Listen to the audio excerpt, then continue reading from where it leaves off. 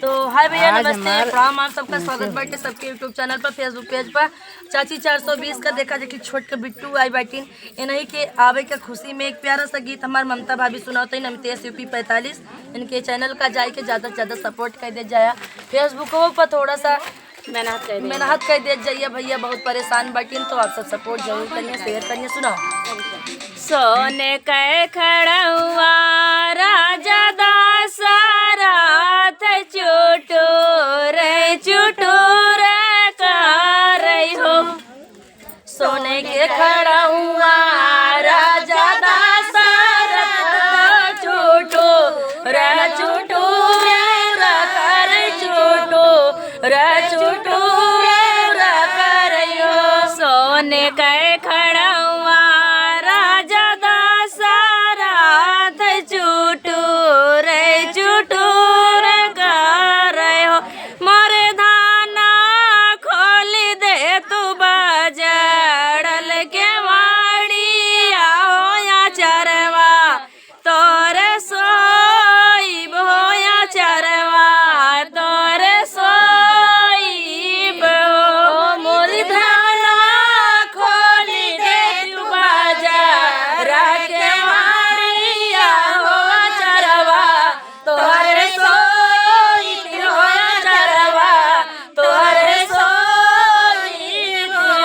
तू ही मोरे राजा से राजा हो, तू ही हो श्री साहेब हो।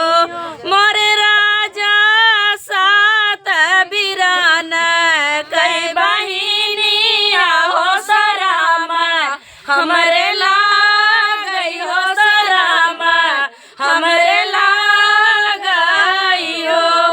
राजा सात बहिन कै बहिनिया हो शरम मोहे लागई हो शरम मोहे लागई हो। मोरे राजा सात बिरान कई बहिनिया हो सराम हमरे लागई हो सराम हमरे लागई हो।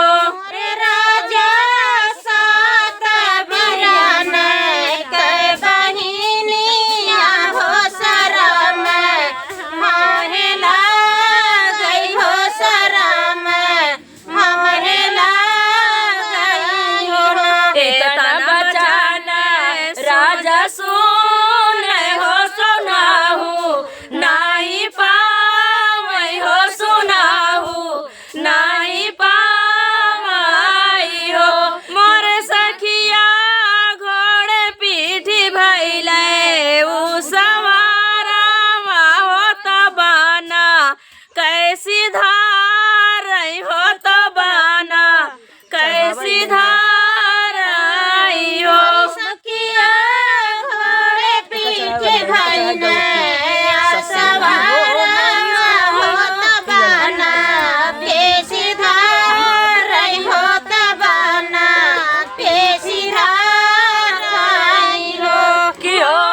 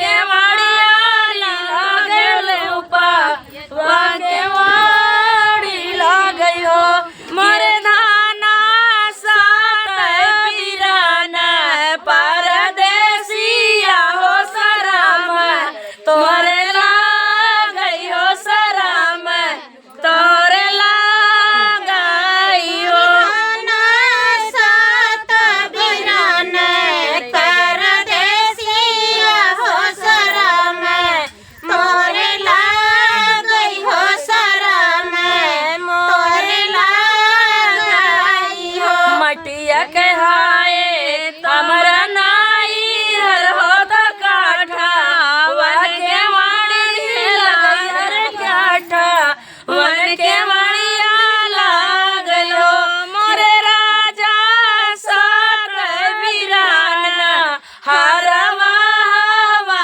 हो गोहन में तोरे लागब हो गोहन तोरे लागब हो पियरा सात बिरान हरवा हो गोहाने तोरे लागब हो गोहाने तोरे लागब हो मोरे राजा सात बीरान हरवा गोहाने तोरे लागब हो गोहाने तोरे लागब हो